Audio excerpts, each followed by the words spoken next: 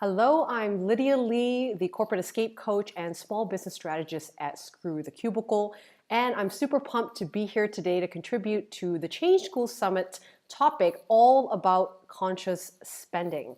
So, as much as I'm very passionate about repurposing people's careers and reinventing their lives into a more independent way of making a living as what I do in my work, I know that one of the biggest fears that people have around career change and life changes has always been about money.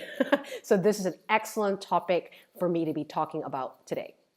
Now, a big part of the work that I do is helping individuals identify what they value most and what's truly important for them in their lives so that they can make better decisions on the right changes that are actually going to impact their life and their career.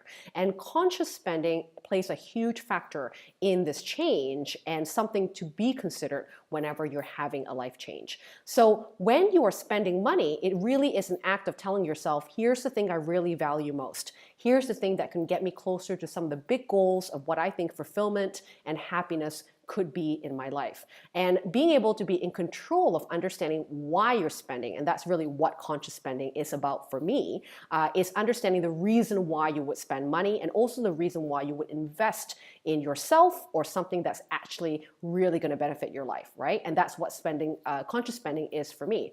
So how I really see that affecting other decisions in your life is, first of all, having a better relationship with money where you're in control about what you're spending on and really understanding the reason why this is going to be something really beneficial for you. How many times have we bought something, whether it's an electronic thing we want or the dress that we want or we hired a coach, whatever it may be, and sometimes immediately feel guilty about the decision we made because we haven't done the work to actually think through, how is this really getting me closer to my goals? So every time that what I like to do whenever I spend a huge amount on something is really question, is this decision that I'm making to spend this money truly in alignment to get me to the goals that I truly, truly want to have? So if money can be a tool to get you to the goals that you want to have or live your life in the values that you hold true to yourself, then we have to start having better conversations about money and stop being fearful about asking ourselves specific questions of why it might be worthwhile for us to spend money. And that's really my personal definition of conscious spending. It's not about budgeting and saving money all the time. It's actually about understanding that when you do spend money, it really is going to benefit you and you really know why and what the true exchange of parting with the hard-earned money that you have as well will be. So for example, like yesterday, this is a good example of a good story. I bought this watch. I never buy jewelry, by the way. You can see I don't wear jewelry at all. But I really wanted to buy this watch that was a lot more out of my price range than I imagined because I'm quite frugal when it comes to things like accessories and things like watches. I spend most of my money traveling and doing experiences these days. So finding the not being guilty, to buy something that I would wear as jewelry, it was quite difficult for me in the beginning. But then I really questioned, well, why do I want this watch? What was sort of the reason behind me wanting to spend a couple $100s on a watch?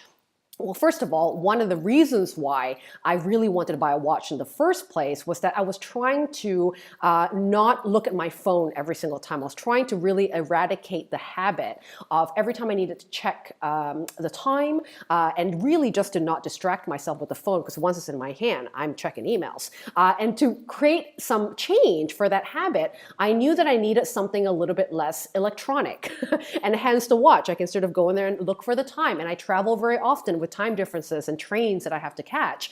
And so having a watch is actually very beneficial for me. But the value that I am also putting into this purchasing of this watch is really this new way that I want to be living, is to be more present when I'm in conversations with people. I want to enjoy the places that I'm traveling to and being on the train without going and scrolling on Facebook on my phone. And one of the ways to do that is simply put my phone in the bag, not have to rummage through it, but have access to time. And by doing that is having a watch, right?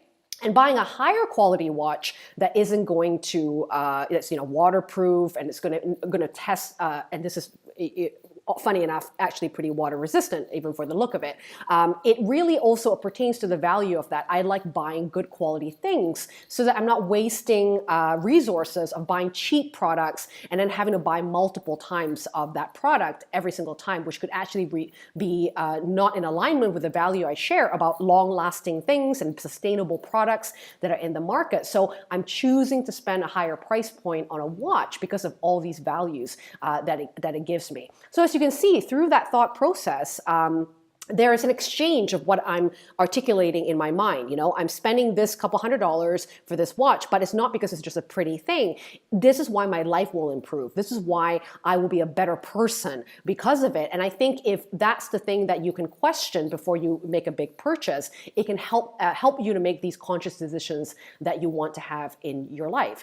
And I think the practice of that, even coming back to, you know, the initial work that I do around, you know, careers, you know, when you are charging money for your work, charging money for your services, a lot of the times people are buying the value, right? They're buying why they need to hire you, why they need to exchange money for your services. And sometimes that practice of even asking yourself why you spend money and what is the root of that behavior to spend money to feel better about spending is also good practice of how you're going to articulate that to people like your clients, right? Or as a new entrepreneur, you might actually be selling your services very quickly, and to be able to feel confident in going, this is what you can get, you know, in exchange for the money you'll spend, because it's actually going to be able to improve your life or benefit you in these many ways that is beyond money, you know, beyond even the cost that people could be spending for your services. And all in all, that healthier discussion and conversations that we have with ourselves about money can also help us in the other way of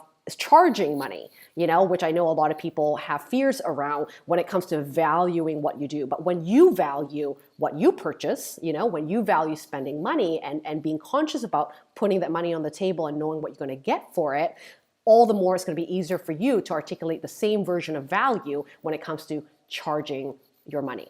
But this is an excellent conversation. I'm so glad I got a chance to speak to you guys today about conscious spending. And one of the things that I want to offer you as a free gift after watching this video is, you know, we want to get better with finances. We want to get better with speaking about money in a much more conscious way. But in order to do that, we have to get real clear about where we stand with our financial status. And I know one of the things that why people are having fear, and definitely myself when I was transitioning from the Cubicle, is that I sort of panicked about money because I didn't really know what I was spending. I didn't really know how much money I needed to survive every month.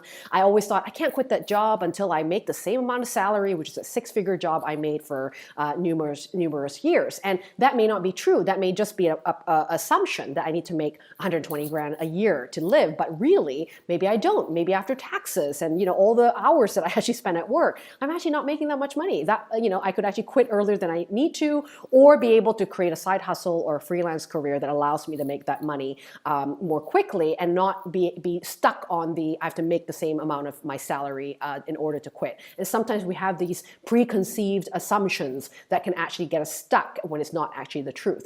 So my free gift to you is a tool that is going to help you to really get your finances in order. And basically it's a reality check spreadsheet that's really easy to populate, that's gonna help you understand what's coming out of your accounts, what are non-negotiable expenses, what are going to be the things that you truly value to spend money on that are non-negotiable for you, and what are things that you can, again, exchange and not spend any more in order to get something new that you want for you. So in order to spend money elsewhere or to be able to save up money for a bigger dream that is going to be more important to you than eating out or, you know, going for wine and cheese night every night, right? So you want to be able to prioritize how you invest your money. And I think this tool of this reality check, this budget spreadsheet, and really looking in a real truth of your numbers is actually really going to help you. So I'm happy to give that to you and offer that to the Change School viewers here on the video, and I hope that helps you with consciously understanding where your money is going and how much money you want to be using to be spending on things that are truly going to get you closer to the things that you value most in your life. Again, thank you so very much for joining me today. I really love talking about this topic. And if you want to reconnect with me past this video and find out more about what I do, you can go to screwthecubicle.com. Above the bar there's a free community called the Unconventionalists, where I'm very active helping people through career transitions and creating big changes in their lives. And we talk everything about that there. And it's an amazing like-minded community for you to be a part of. So I hope to see you there.